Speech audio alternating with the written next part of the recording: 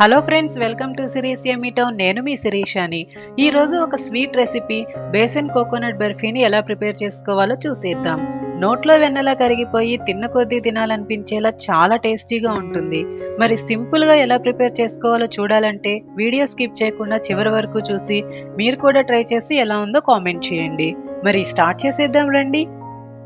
ముందుగా stove on చేసి గిన్నె పెట్టుకొని 1 కప్పు తురుముకున్న బెల్లం వేసుకోవాలి. ఇప్పుడు బెల్లం కొంచెం మునిగే వరకు వాటర్ వేసుకొని బెల్లం మొత్తం పూర్తిగా కరిగించుకోవాలి. మీకు పాకమేమీ అవసరం లేదు, జస్ట్ బెల్లం మొత్తం కరిగిపోతే చాలు. బెల్లం మొత్తం ఇలా కరిగిన తర్వాత గిన్నె పక్కన పెట్టేసుకొని ప్యాన్ పెట్టుకోవాలి. ప్యాన్ కొంచెం వేడయ్యాక 2 టేబుల్ స్పూన్లు నెయ్యి వేసుకోండి. నెయ్యి వేడయిన తర్వాత మీరు ఏ కప్పుతో అయితే బెల్లం తీసుకున్నారో అదే కప్పుతో 1/2 కప్పు ఎండు కొబ్బరి పౌడర్ని వేసుకోండి. ఇప్పుడు మంటని లో ఫ్లేమ్ లో పెట్టుకొని కొబ్బరి పౌడర్ గోల్డెన్ కలర్ లోకి వచ్చే వరకు వేయించుకోవాలి. చూడండి, ఇలా గోల్డెన్ కలర్ లోకి వచ్చిన తర్వాత ఒక బౌల్లోకి తీసుకొని పక్కన పెట్టేసుకోండి. తర్వాత అదే ప్యాన్ లో మళ్ళీ 4 టేబుల్ స్పూన్లు నెయ్యి యాడ్ చేసుకోవాలి. నెయ్యి వేడయ్యాక మీరు ఏ కప్పుతో అయితే బెల్లం కొబ్బరి తీసుకున్నారో అదే కప్పుతో 1 కప్పు శనగపిండి వేసుకొని మంటని లో ఫ్లేమ్ లో పెట్టుకొని వేయించుకోండి. చూడండి, శనగపిండి ఇలా పొడి పొడిగా వచ్చే వరకు వేయించుకోవాలి.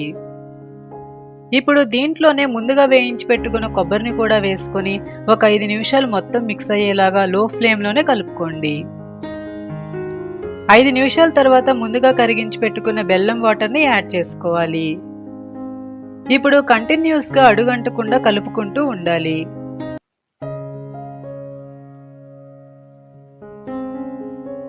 తర్వాత కొంచెం ఇలాచీ పౌడర్ వేసుకొని ఒకసారి బాగా కలుపుకోండి. చూడండి, ప్యాన్ కి అంటుకోకుండా మిక్స్చర్ మొత్తం ఇలా దగ్గర పడే వరకు కంటిన్యూస్ గా కలుపుకుంటూనే ఉండాలి. ఇలా మొత్తం దగ్గర పడిన తర్వాత స్టవ్ ఆఫ్ చేసేసుకోండి. తర్వాత ఒక ప్లేట్ తీసుకొని 1 టేబుల్ స్పూన్ నెయ్యి వేసుకొని ప్లేట్ మొత్తం అప్లై చేసుకోండి. ఇలా మొత్తం అప్లై చేశాక కొబ్బరి శనగపిండి స్టఫ్ ని ప్లేట్ లో వేసుకొని ఈవెన్ గా స్ప్రెడ్ చేసుకోవాలి. చూడండి, ఇలా మొత్తం ఈవెన్ గా స్ప్రెడ్ చేసుకున్నాక చాకుతో మీకు కావాల్సిన సైజులో పీసెస్ ని కట్ చేసుకోవాలి. తర్వాత ఒక్కో పీస్ పైన మీకు ఇష్టమైన డ్రై ఫ్రూట్స్ బాదం గాని జీడిపప్పు గాని పెట్టుకోండి. ఒక అరగంట తర్వాత పూర్తిగా చల్లారాక పీసెస్ ని బాక్స్ లో పెట్టేసుకుంటే 1-2 నెలల పాటు పాడవకుండా నిల్వుంటాయి. అంతే, ఎమ్మీగా బేసన్ కోకోనట్ బర్ఫీ రెడీ. చాలా టేస్టీగా ఉంటాయి. మీ ఇంట్లో ఫంక్షన్స్ ఉన్నా బర్త్డే పార్టీస్ ఉన్నా బయట నుండి స్వీట్స్ కొనుక్కోకుండా ఇంట్లోనే సింపుల్ గా ఇలా ట్రై చేయండి. మనీ సేవ్ అవుతాయి, హెల్త్ సేఫ్ గా ఉంటుంది.